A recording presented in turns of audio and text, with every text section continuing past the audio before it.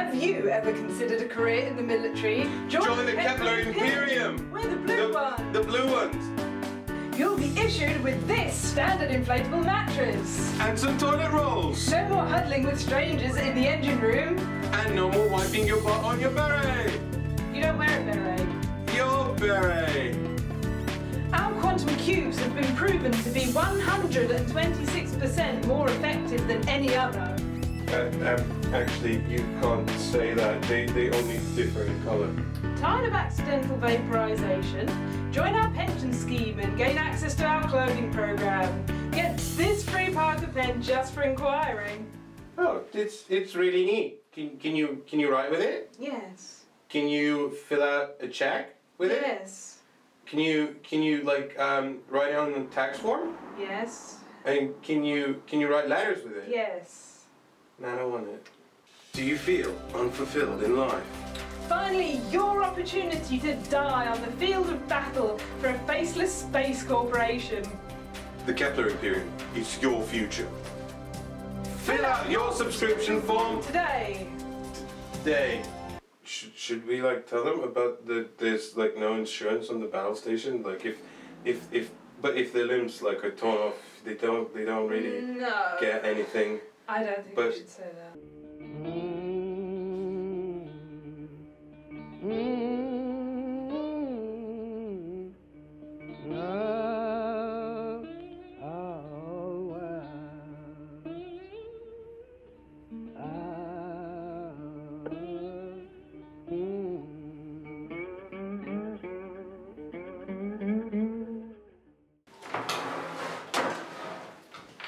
Oh, hey, you're home. Yeah, I got some toilet roll.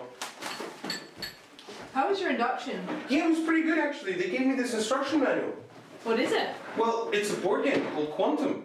Now, there's a style of space-themed board games called 4X games, which stands for Explore, Expand, Exploit, and Exterminate. And some of the games in that genre are just my favorite games ever, like Twilight Imperium 3, and then there's Eclipse. And as much as I enjoy building my fleet and expanding my technology and negotiating in space and conquering the universe, it takes hours and hours and hours to play. And I mean, sometimes if you're playing Twilight Imperium, you might just write off the entire weekend. This is Quantum. It purports itself to be a 4X game. The only difference being is that it only takes an hour to play. So how do you play the game? Well, in a game of Quantum, you cube.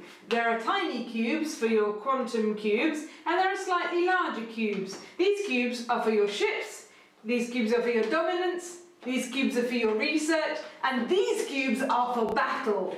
Cubes! Okay, the game is actually really clever because all that matters is the value on the dice. See, if this is your ship, then 2 is its speed and also its combat value.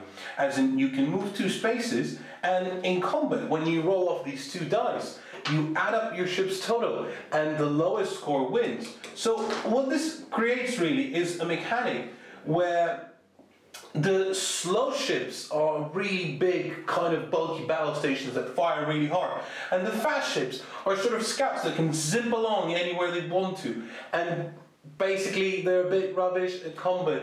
But that's not it, because the number on the die also determines its type and allows you to take 1 free action with that die depending on what the number is. So for example, if the number is 3, you can swap spaces with any of your other cubes on the board. Or if it's a number 2, you can grab a guy, tag him along, and dump him off somewhere else. And it creates this plethora of possibilities where you're constantly thinking of how can I utilize my 3 or 4 or 5 dice to basically create a chain reaction that will set off a spectacular turn that your opponents just did not anticipate. So when the numbers on your ships match the same number that's on the tile, you get to build a quantum cube. And that's the clever part of the game, because there are so many different actions available to you on your turn. You're trying to maneuver your ships around so that you don't get blown up by the other players' ships, and so that you have enough time to build a quantum cube. And the way you win the game is to get rid of all your quantum cubes on the different planets. Now, there's a board that tells you what actions you can take with your ships, and during a turn, you're limited to 3 a turn, and there are also other limitations. For example, if you look on the tile and you want to build a quantum cube on it, now your ships have to be lined up on orthogonal spaces on that tile. But once you do build a quantum cube, you get some exceptions. So it's an exception-based game. So for example, you can take Ingenious, which says, do you know what? I can have my ships diagonal and it's fine, and I'll build my quantum cubes. Or you're only allowed to move the ship once per turn, but you want to move them more, so you buy the energetic car and your ships drink some Red Bull and start flying really fast. Now you can buy one-off effects like expansion, which gives you another ship because you need more ships to blow other things up with. Or momentum, which is where if you don't have enough of a turn, then you have some more of a turn because it gives you an extra turn with 2 more actions. Now, there's a few other rules that we didn't really bother mentioning because it's fine, it's okay, don't worry about it. Everything is going to be okay? Everything is going to be okay. Because they're not really that important. You can find them out for yourselves if you do decide to get it. And yeah, it's a relatively simple game. You can explain it in under 5 minutes. You can set it up in under 5 minutes, and you can easily play it in under an hour. It's great. I mean, you have space battles. So are we keeping this game? But it's a good game. We should keep this game. It has dice. And cubes. Yeah, there's a few things that we don't really think quite work in it. I'm really sorry. I'm so sorry. First of all, there is the combat, which is just a dice roll off, and you'll feel like, you know, you've got it all planned out and all you need to do is win this one space battle and surely your die is much better than the opponent's and it's going to be fine, and then you roll your dice and bad luck. And it makes you feel like all the decisions you made throughout the game don't really matter. There's no point. And also, before you start playing, you get to roll 3 ships, and it absolutely depends on what you roll to begin with as to how well you're going to do.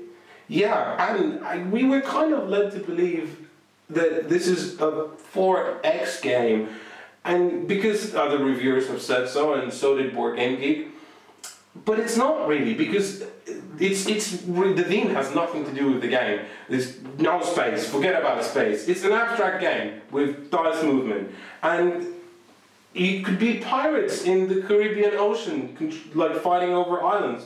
Or, I mean, you could be janitors in school, like... Fighting over your mops. Or with mops, over, you know, like if you have like the cafeteria or the music room, and then if they meet, you know, my mop is slower but stronger. So and you then we have a mop off. Yeah!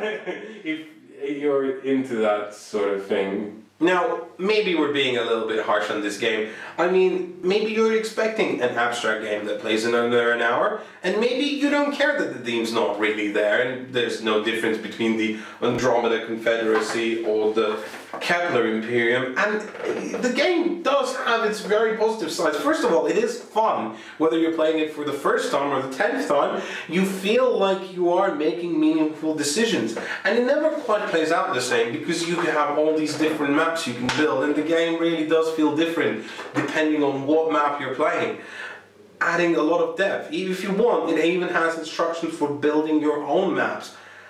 But we feel like we found that little Jenga block that we shouldn't really have pulled out. And that Jenga block is combat and how it works. It's really random. And sometimes you've made all these clever decisions, but because of bad luck, it just doesn't matter. So it's not really a game for us, but it's entirely possible that this is a game for you. They're calling us now, so I guess I'll be going. I'll be gone for the next 3 years in space. I'm just having a look over your contract. You'll be absolutely fine. You sure? Because I'm just, you know, I'm a little worried because space and everything. I mean, I've got everything I need, and I won't see the Star Wars film until I'm back. Ah, it looks easy peasy. Yeah? Oh, well. Yeah, you'll be fine. Good. All right. Well, I guess I'll see you later then. See you later. Personnel may be subject to genetic experimentation, including high doses of radiation, which may result in loss of limbs and skin. Wait!